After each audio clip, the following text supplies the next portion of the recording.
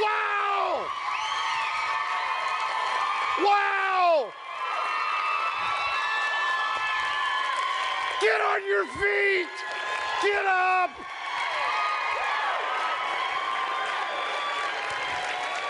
Hello, High Plains!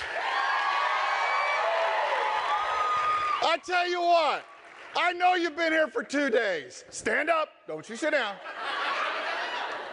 I know you've been clapping. And if you call that dancing, you've been doing dancing. You've been beating on drums. But I need one more bit of energy. Have you got it? One more. Have a seat. Ladies and gentlemen, my name is Michael DeHart, and I am hope. I am hope because I want to be there so somebody didn't have to go through cancer themselves. And I relay because it's the biggest nonprofit event in the world in over 20 countries. We raise more money for cancer research and patient care than all other cancer organizations combined. You do that. Absolutely. Over 13 million survivors, is that enough? No. Must be, is that enough? No. I tell you what, I am so excited to be here. I hope I don't wet my pants. Oh, there's a monitor. Look, here's a TV. I can see myself. Well, that's a face made for radio, isn't it? Anyway. I want to tell you, who said that? You know, you don't get here without a great support group. And I got to tell you, I got a couple announcements I want to make. Number one, 2007 is my 5th year after my final cancer treatment. 5 years.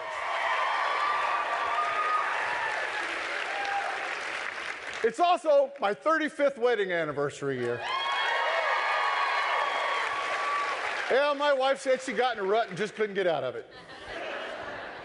We were up in the room a little while ago, and I told her, honey, after 35 years of marriage, in your wildest dreams, would you believe that we'd be at the Anatole Hotel in Dallas, Texas, talking to over 900 people about Relay for Life? She said, Michael, after 35 years, you're not in my wildest dreams. It's true. I got some peeps right over here. Donald, can I have one more?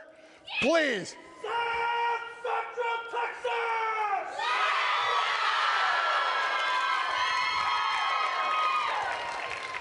Goosebumps. In every region, there are community development partners, ACS staffers to help you with your relay.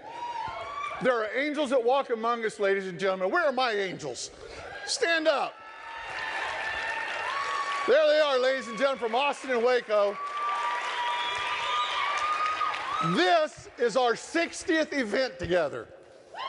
Jamie Moon, look where we came, darling. Look how far we've been. And will you do me one thing to get me out of a little bit of trouble? I told you it's my 35th wedding anniversary. You know what I did on my 35th wedding anniversary?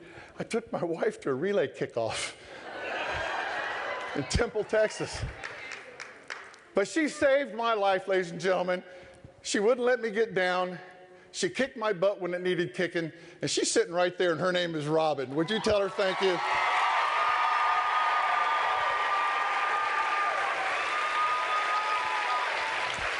All of my heart. You know, in April 2006, Robin drugged me to a Relay for Life event. Oh, guys, come on. We've all been drugged somewhere we didn't want to go, haven't we? Come on, girls, own up to it. I didn't know about Relay for Life. I didn't care about Relay. I didn't want to go. But we had a friend that had cancer, so we were going to go to support her. Walked into the stadium, and there were all of these people standing there wearing purple T-shirts that said Survivor on the back. A couple hundred of them. And I had heard about cancer on TV and stuff, but this many people had cancer in our area? OMG. Not bad, huh, for an old guy. I just couldn't believe it. We stood around for a while, hung around for the luminary ceremony. It was all nice and neat and kumbaya and all that stuff. We left, and I didn't care about Relay for Life at all. April 2007, Almost a year to the day, she drags me back to Relay for Life. We walk into the stadium. There are all of these people standing there with purple t-shirts that said Survivor on the back, and I was one of them. Did you get that part? I was one of them. Relay for Life had taken on a whole new meaning for me, let me tell you. I was diagnosed with squamous cell carcinoma, stage 3. Who names these things? But squamous cell, anyway. Back of my tongue, base of my throat. Stage 3. They said, there's 3 ways to treat this: radiation, chemotherapy, or surgery. I should have bought a lottery ticket because I got all 3. And they said, they said at some point, we may have to take out your larynx, your tongue, and about 4 to 8 lymph nodes in your head. I was looking for an alternative plan. I can remember the first day of my treatments, radiation chemo, February the 14th. Valentine, when you got flowers and candy and hugs and kisses, I got chemo and radiation. Now, they told me that they wanted to put a feeding tube in because they said, Mike, pretty soon, you're not going to want to eat, you're not going to be able to eat. Here it comes. Put your hands right here. Everybody's got to do it. We'll be here all day. Clap one time. I did good. I did this in Austin at a real nice dinner. A lady in the front row. Austin has a slogan that said, keep Austin weird. Lady missed. I told her, I said, ma'am, you're doing your part to keep Austin weird. Let's do it again. When you see this, not yet, Oklahoma.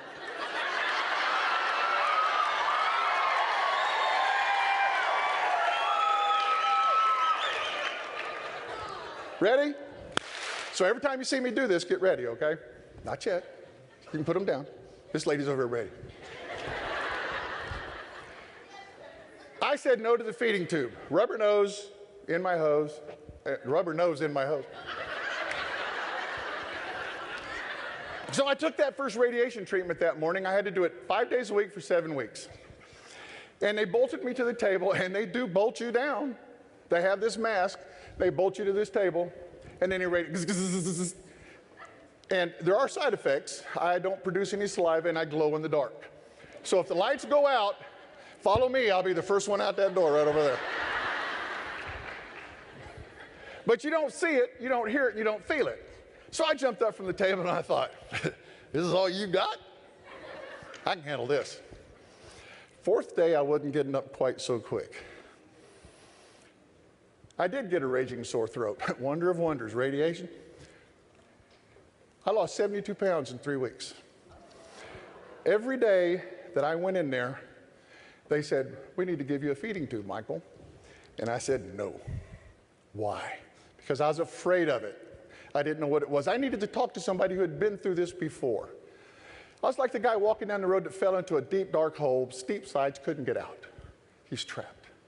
He looks up and sees his doctor walking by. He says, hey, doc, I'm stuck in this hole. Can you help me out? Doctor writes out a prescription, throws that down in the hole, and walks off. He's alone in a dark place.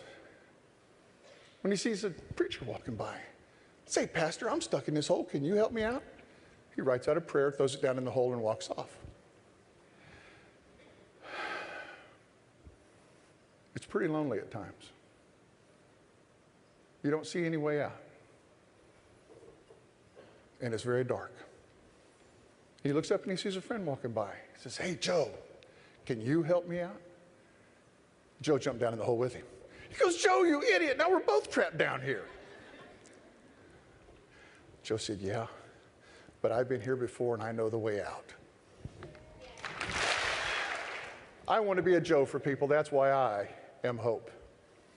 I begged my doctors, if you ever hear of anybody that has cancer like I have, because I didn't have anybody to talk to, let me know about it. So I go through all these cancer treatments every day. And every day I go in there, they weigh me, and I'm losing weight, 5 to 7 pounds a day. Why? Because I'm an idiot.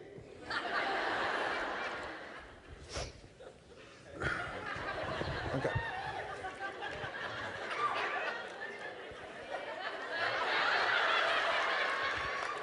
Sorry about that, honey. One day I did come in there, and I knew they were going to tell me. I was so weak, I could put both arms down inside my pants. I had to hold them up. And I walked in there. I was bound and determined to make every appointment. I was so weak that I really couldn't stand up very much by myself. I knew they were going to weigh me. I knew what they were going to tell me. And I stood in front of that scale. It might as well have been Mount Everest. I started crying. My oncology nurse came out, took me in her arms, and said, "Mr. DeHart, don't cry. We're going to help you, but we need your help." It was time for a feeding tube, wasn't it? Now, let's go to the Relay for Life in April. I've just had my feeding tube out, and I'm standing there still holding my pants up because we've established I was an idiot. Robin, I heard that, honey. Not still. 35 years, what are you going to do? I wanted to walk those laps so bad. I just didn't have the gas. But I was walking, holding my pants up. And I'd walk a little bit and I'd stop. I'd walk a little bit and I'd stop. And it got dark. And they turned the lights out.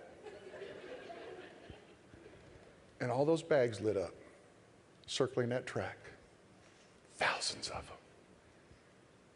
I'm telling you, it was like the stars had fallen from the sky to light up that track. That little soft pool of light around each bag. I was standing there. I don't know why I stopped where I did, but I looked behind me at where I'd been. And I looked ahead at where I was going. And I looked down at my feet.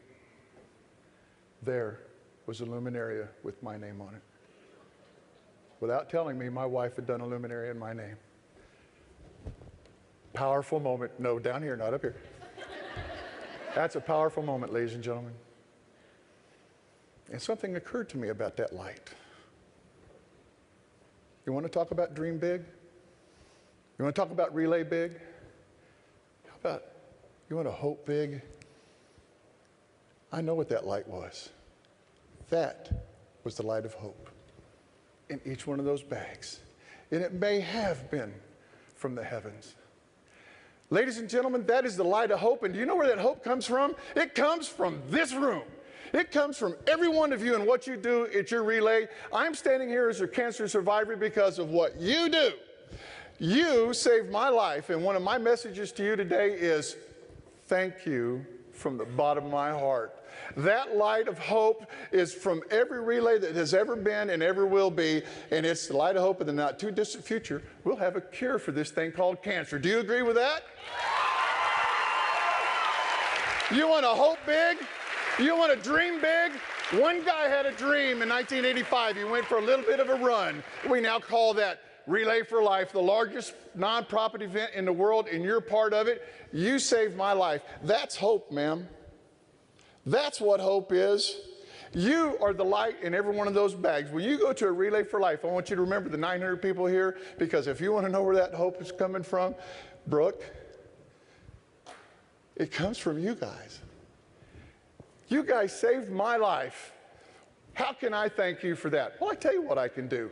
I can tell you that, folks, we got to relay bigger. 13 million survivors, is that enough?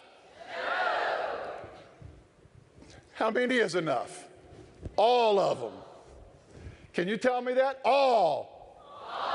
All. Are we going to kill cancer? Yes. I don't really think you believe it. Do you have hope? Yes. Can you do just one more? Just one more big applause for me. Can you just give me one more big one? It's all right here. This is where the hope is, ladies and gentlemen. It is you. Look to your left. Look to your right. That's where the hope is. You are hope.